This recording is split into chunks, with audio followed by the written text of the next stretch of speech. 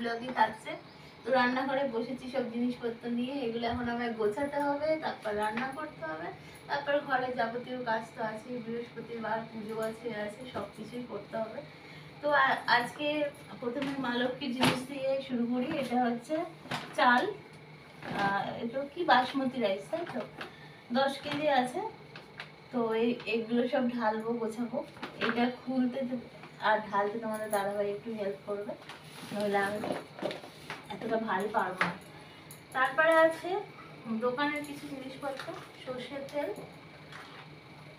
আচ্ছা, এমনি এখন বাড়ি আছে মানে এটা ওটা খাবার বানাতে হবে।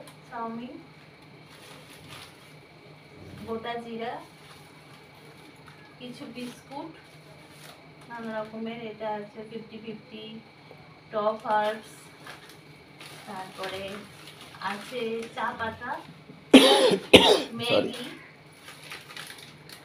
আর হ্যাঁ ম্যাগির প্যাকেট, শুকনো লঙ্কা, যা আমাদের প্রতিনিয়ত লাগে, হলুদ গুঁড়ো, জিরে গুঁড়ো, লঙ্কা গুঁড়ো, আর হচ্ছে নুন।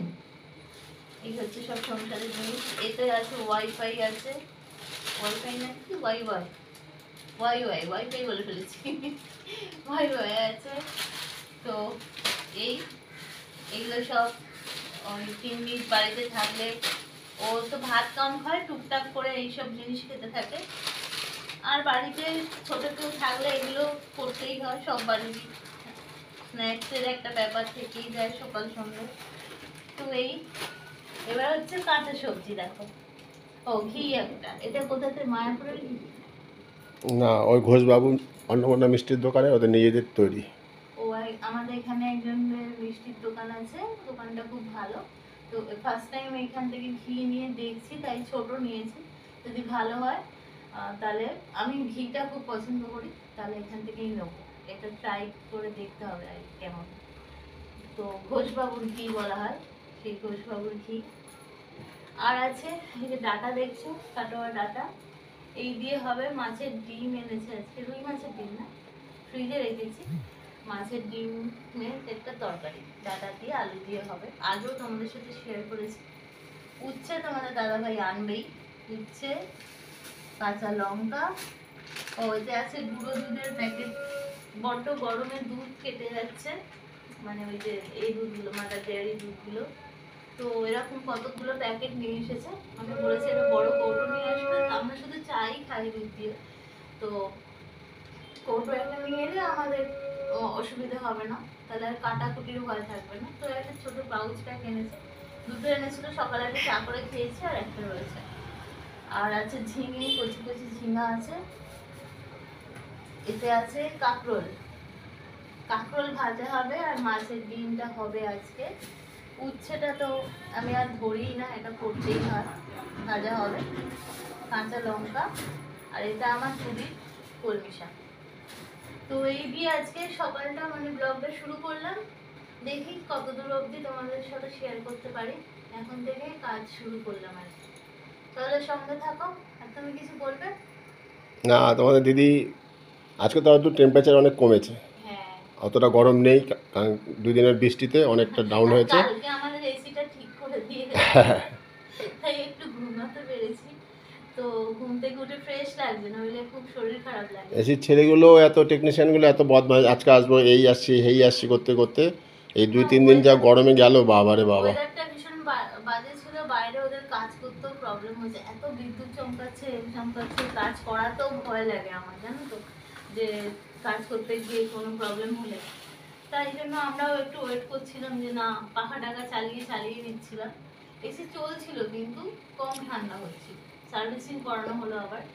তা বলেছিলাম তোমাদের এই এসিটা 16 বছর হয়ে গেছে, তো গন্ডগোল তো একটু হবেই। তো এই দিয়ে আমি শুরু করলাম এখন। এখন আমি তাড়াতাড়ি করে কাটাকুটি করব, রান্না করব, তারপর স্নান করে, একবার সকালে ঠাকুরকে দেওয়া হয়েছে, সেটা তোমাদের দাদাভাই দিয়েছে। নিজের গোপালকে ওপরে ঠাকুর ঘরে স্নান করে আবার আমি দুপুরবেলা মা লক্ষ্মীর পুজো করতে যাব। আর এই দিন বৃহস্পতিবার দিন আমি ওদের বলি যে তোমরা খেয়ে নেবে, কারণ আমার অনেক দেরি হয়। একবারে লক্ষ্মীর পাঁচালি ফাঁচালি করে আমি আসি, তারপরে এসে আমি বেলায় খাই। সকালবেলা একটু চা ফা খেয়ে নিয়েছি, তো একটা দিন একটু দেরি হয় আমার। চলো সঙ্গে থাকো। চলো সঙ্গে থাকো। প্যাকেটের ব্যাগে প্যাকেট ঢুকিয়ে দিচ্ছি। এটা হয়ে আমার খুব সুবিধা হয়েছে। যারা যারা এটা পড়ে গেল, এখান থেকে বার করতে হয়, ঝুলিয়ে দিতে হবে আবার। এটা মাত্র 119 টাকা দাম নিয়েছিল, কিন্তু খুব কাজের জিনিস। এই যে সব প্যাকেটগুলো বেরোয়, এখানে রাখি। আমাকে আর আলাদা করে ডাস্টবিনের জন্য ব্যাগ কিনতে হয় না, এতেই হয়ে যায়। ফুলের প্যাকেট, তারপরে এই সবজির প্যাকেট, সবই তো প্যাকেটে আসে, তো এতেই হয়ে যায়। এবার এগুলো সব তুলে ফেলি। আর চালটা ঢালতে হেল্প করবে তো? হ্যাঁ, পরে করছি। তা পাশে থাকো, সঙ্গে থাকো, সবাই সবার পাশে। আজকে আমরা একটা কি ডেইলি ব্লগই দেবো। চলো বন্ধুরা, চলো আরও কিছু কাজ ফাজ করবে তোমাদের দিদি। আমার ঠাকুরঘরটা রোজই দেখছো, তোমাদের খুব পছন্দ হয়েছে শুনে আমি ভীষণ খুশি। আর ঠাকুরঘরে টুকটাক করে জিনিস আমি কিনতেই থাকছি, সাজাতেই থাকছি। তো আবারও মিশোতে কিছু ফুল মালা অর্ডার দিয়েছি, কিছুদিন বাদেই জন্মাষ্টমী, তারপরে স্নানযাত্রা আছে জগন্নাথ দেবের, সাজাবো। আর ঠাকুরঘরটা গিয়ে একটা শান্তি লাগে, সবারই বলো, ঠাকুরঘরে গেলে একটা শান্তি লাগে। শান্তির জায়গাটা দেখতে সুন্দর হলে আরো ভালো লাগে। তো এখানেও কিছু মালপত্র রয়েছে, দেখো, পোস্ত, তারপরে এটা একটা জিরা গুঁড়ো, এখানে সব আমার রয়েছে স্টোর করা, সর্ষে। তো মডুলার কিচেন নয়, কিন্তু তাই এমনি খাদ্য টুকরে রয়েছে। মডুলারের আমার দরকার ছিল না, আমি বলেছিলাম আমার মডুলার দরকার নেই, আমার কিচেনটা একটু সুন্দর হলেই হবে, তো সুন্দর করে দিয়েছে।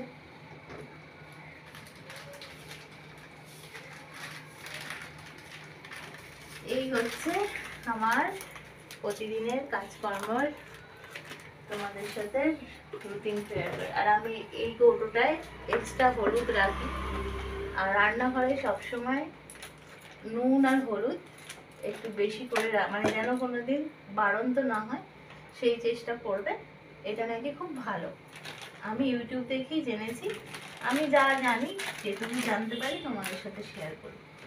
তো আমার কাছে হলুদ থাকলেও আমি হলুদ নিয়ে আসি, সে এই ডাব্বায় ঢেলে রাখি। আর যেটা রান্না করি সেটা তো আলাদা আছে। চলো সব গুছিয়ে নিই। তো ফ্রেন্ডস, রান্নাঘরে আবার যাই, চলো লাইটটা জ্বেলে নিই। ভিডিওর সময় বেশি লাইটটা জ্বালি আর কি, নইলে আমি কম লাইট জ্বলে। ভাত হয়ে গেছে, এখানে উচ্ছে আলু সিদ্ধ রেডি করা আছে, ঠান্ডা হলে মাখবো। এটা কাঁকরোল ভাজা হবে, আর এই ডিমের তরকারিটা হবে। আর ডিমটা একটু বেসন দিয়েছি, একটু নুন দিয়েছি, তাহলে একটু আটো আটো হয়, তো নইলে ভীষণ ছিটকায়। ডিমগুলো ভেজে ফেলবো, ভেজে ওই ডাঁটার আলু দিয়ে জিরে গুঁড়ো দিয়ে, আমরা এটা এভাবেই শাশুড়ি করতেন, পেঁয়াজ রসুন দিতেন না, বড় জোরে একটু আদা দিতেন, জিরে বাটা দিয়ে করতে হয়, মানে আমরা এইভাবেই করি। আর এটা খেতেই ভালোবাসে। তো ডিমটা একটু মেখে নিই, বেসন দেওয়া আছে, নুন দেওয়া আছে, তার ফলে একটু ছিটকাবে কম আর কি। এগুলো তো জানো ডিম ভাজতে গেলে কিরকম ছিটকায়। তো অল্প বেসন দিয়েছি, বেশি বেসন দিইনি, অল্প বেসন, দেখতেই পাচ্ছ অল্প দেওয়া একদম।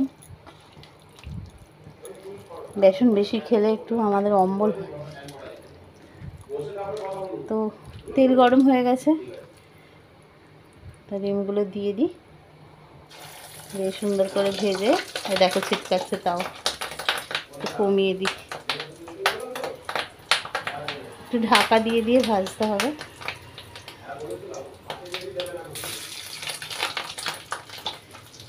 তো তোমাদের সাথে শেয়ার করবো বলে ঢাকা দিচ্ছি না, ডিমগুলো দিয়ে গ্যাস কমিয়ে দিয়ে, ওই দেখো চড়বড় করছে, তাও বেসন দিয়েছি, তাও চড়বড় করছে।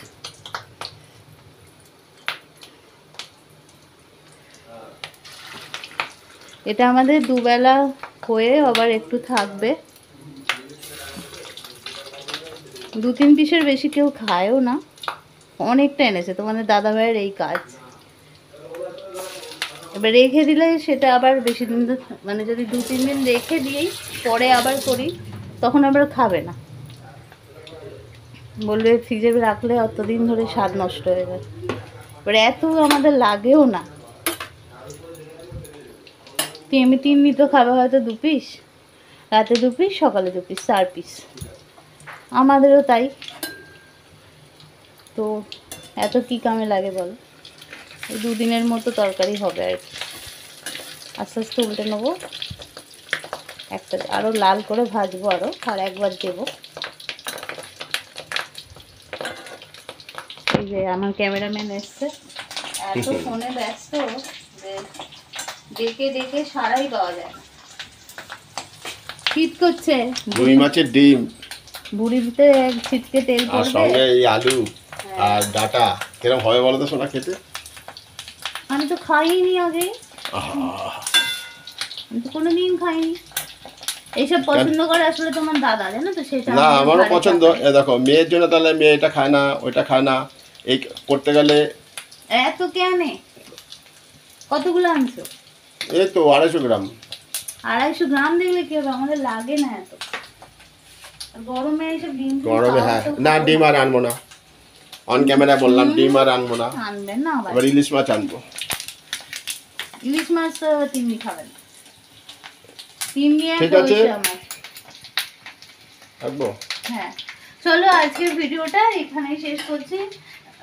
অনেকটা বড় হয়ে গেছে, ডেইলি ব্লগ তো বড় হয়েই যায় ঘরের কাজকর্ম দেখাতে দেখাতে। তো চলো, ভালো লাগলে একটু লাইক শেয়ার কমেন্ট করো। চলো টাটা, সবাই ভালো থেকো, সুস্থ থেকো।